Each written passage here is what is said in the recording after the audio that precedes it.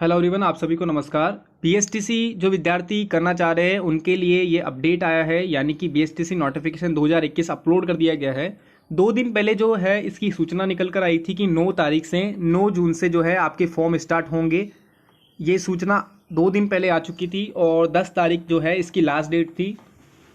पूरा जो डिटेल है वो उसके बारे में बात करेंगे कि क्या क्या चीज़ें हमें ध्यान रखना है, बीएसटीसी में क्या क्या चीज़ें होती है और सिलेबस क्या है, इसका पेपर पैटर्न क्या होता है, किस तरह से फॉर्म भरना है, एज क्या है, फ़ी क्या है, इस तरह की जो नॉर्मल चीज़ें हैं उनके बारे में डिस्कस करेंगे। सबसे पहली बात ये निकल कर आती है कि आप कभी भी अगर ऑनलाइन कोई भी चीज़ चेक करें तो इन 2 वेबसाइट पर जाएं, क्योंकि बहुत सारी फर्जी वेबसाइट्स भी आपको पता है कि गूगल पे मिल जाती है। तो www.predled.com और predled.in, इन्हीं 2 वेबसाइट पर आपको जाना है। इसके अलावा कोई भी वेबसाइट पर आपको नहीं देखना है।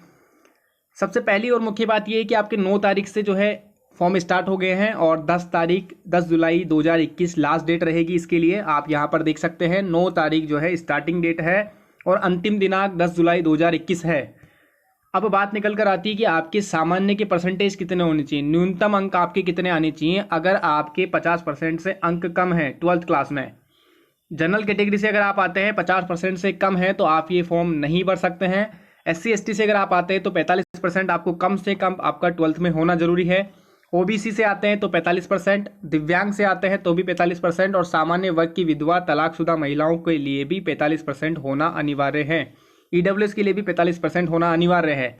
अगर आपके 12th क्लास में 45% से कम अंक हैं तो आप ये फॉर्म नहीं भर सकते हैं, चाहे आपके वांछित न्यूनतम प्राप्तांक प्रतिशत गणना में 1 अंक भी कम स्वीकार्य नहीं होगा। उदाहरण के लिए यदि किसी सामान्य व अन्य अभ्यर्थी के उच्च माध्यमिक परीक्षा या समकक्ष परीक्षा में 49.99% अंक हैं तो वे अभ्यर्थी प्रवेश के लिए आवेदन हेतु अयोग्य होंगे। कहने का मतलब ये है, अगर 45% से थोड़ा सा भी कम है तो भी आप आवेदन नहीं कर सकते हैं। आपकी जो आयु है वो 28 वर्ष से अधिक नहीं होनी चाहिए। मिनिमम का इसमें कोई क्राइटेरिया नहीं है। मिनिमम आप 17 के हो, 18, 19 जो भी हैं, आपकी कोई भी बाउंडेशन नहीं है। अधिक जो है 28 वर्ष से अधिक नहीं होनी चाहिए। विधवा तलाकशुदा एवं परित्यक्ता महिलाओं, राजकीय शिक्षकों के लिए भी कोई आयु सीमा नहीं है। अगर आप विधवा हैं तो आपकी कोई आयु सीमा नहीं है। आप 40 की उम्र में, 35 की उम्र में, किसी भी उम्र में जो है ये कर सकते हैं। तलाकशुदा महिलाएं या जिन्हें छोड़ दिया गया है अपने पति के द्वारा, तो वो भी किसी भी उम्र में ये सर्टिफिकेट मतलब से ये BSTC डिप्लोमा कर सकते हैं।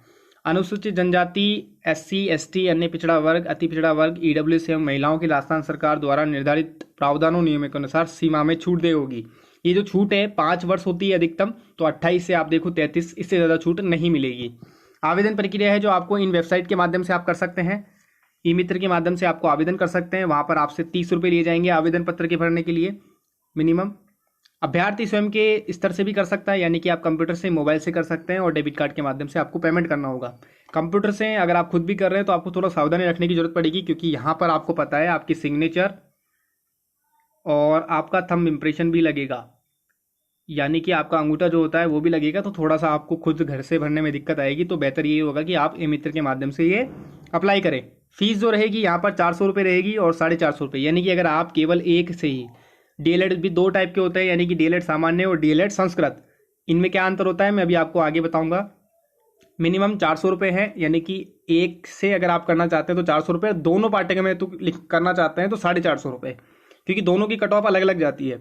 अगर दोनों में आप पार्टिसिपेट करना चाहते हैं तो 450 रुपये आपको देने होंगे। ये हेल्पलाइन नंबर है। आपको अगर कोई सी भी डाउट है तो आप इन्हें हेल्पलाइन नंबर पे कॉल कर सकते हैं। 10 से 5 बजे तक जो है आप इनसे मदद ले सकते हैं। आपको किसी भी तरह की कोई भी दिक्कत आ रही है, 12th में अपेयरेंगे वो भी इसके लिए एलिजिबल है, क्योंकि आपको पता है कि अभी तक रिजल्ट नहीं आया है, कोई आपकी मार्कशीट नहीं आया है, तो वो लोग भी एलिजिबल है। इसमें जो है बेसिक चीज़ें दे रखी है कि अगर आवेदक की आयु, ये तो आयु के लिए है, अगर कोई गूंगा है, बिल्कुल गूंगा है, बोल नहीं सकता, बोलने में असमर्थ होना, पूर्ण रूप से बहरा होना, दोनों हाथों का नहीं होना, श्याम पट्ट पर कार्य नहीं कर सके, वो BSTC 2021 के लिए आवेदन नहीं कर सकेगा। तो ये सब बेसिक चीज़ें हैं। आप एक खाता खुलवा लें। खाता इसलिए खुलवाने के लिए यहाँ पर बोल रहे हैं, आपका खुद का खाता होना चाहिए, ताकि जब आप BSTC काउंसलिंग करवाएं तो वहाँ पर आपका खाता अटैच होता है। क्योंकि अगर मान लो आप 3000 रुपये काउंसलिंग के लिए जमा करवाते हैं और आपका बाय द वे नंबर नहीं आता है, तो आपकी जो 3000 रुपये वो आपके खाते में आते हैं। तो उसके लिए भी आप अपना खाता खुलवा सकते हैं। अगर आप खाता नहीं खुलवाना चाहते हैं तो आपके पापा या मम्मी के खाते में भी आप वो पैसा मंगवा सकते हैं, इतना बड़ा वो नहीं है, बट फिर भी आपको एक अपना खाता होना अनिवार्य है। पेपर पैटर्न क्या रहेगा, सिलेबस क्या रहेगा, आप सभी को पता है कि इसमें 5 सब्जेक्ट्स आते हैं और आपके 600 नंबर का पेपर होता है। 150 नंबर में मानसिक योग्यता जिसको रीजनिंग बोलते हैं, सामान्य तरह के सवाल आते हैं इसके अंदर।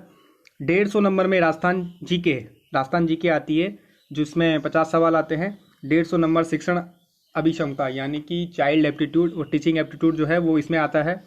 अंग्रेजी, संस्कृत, हिंदी, अगर आप संस्कृत से हैं तो आपको संस्कृत और अंग्रेजी करना होगा, अगर आप हिंदी से करना चाह रहे हैं तो आपको हिंदी और अंग्रेजी करना होगा।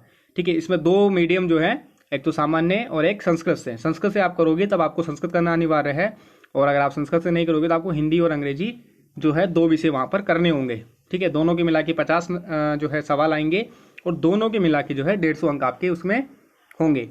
OMR सीट वगैरह ये भरने का ये तो जब आप एग्जाम देने जाएंगे उस टाइम पे ये आपके लिए इंपॉर्टेंट रहेगा कि घेरा काला कैसे करना होता है। जैसे 4 गोले वहाँ पर दिए हुए थे और 4 गोलों में से जो आपका ऑप्शन होता है उसको ऐसे गहरा काला करना होता है, बिल्कुल डार्क, थोड़ा सा बाहर भी नहीं निकले और थोड़ा सा खाली भी ना रहे।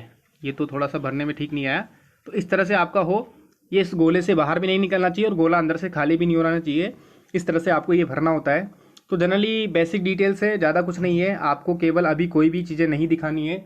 जो चीज़ें हैं आपका जब डॉक्यूमेंट वेरिफिकेशन होगा उसके बाद में आपको डॉक्यूमेंट्स दिखाने होंगे। अगर आपके पास में EWS का सर्टिफिकेट भी नहीं है तो कोई दिक्कत नहीं है, जब आपका नंबर आ जाएगा BSTC में तो उस टाइम पे आपको ये दिखाने हैं। सिलेबस क्या रहेगा, सिलेबस आपका जो है जनरली सिंपल रहेगा। जैसे एनालॉजी आता है, रीजनिंग तार्किक वाली योग्यता आती है, इसमें ज़्यादा डीपली नहीं दिया हुआ है कि कौन कौन से टॉपिक है। वो जनरली जैसे नंबर सीरीज होता है गणित में, जैसे 2 फिर उसके बाद में 5 तो आगे क्या आएगा, इस तरह के सवाल आते हैं। वेन डायग्राम होते हैं, इस तरह के सवाल आते हैं। ठीक है, और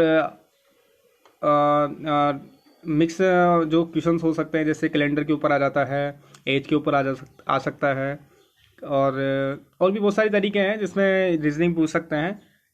तार्किक वाले, विश्लेषण वाले भी आ सकते हैं, लॉजिकल थिंकिंग वाली भी आ सकते हैं। वो पूरा डिटेल में मैं आपको नेक्स्ट वीडियो में सिलेबस का पूरा डिटेल से अलग से ही वीडियो बना दूंगा कि क्या कौन कौन से टॉपिक आपको पढ़ने हैं और कौन कौन से नहीं पढ़ने हैं, तो वो मैं पूरा आपको डिटेल से बता दूंगा।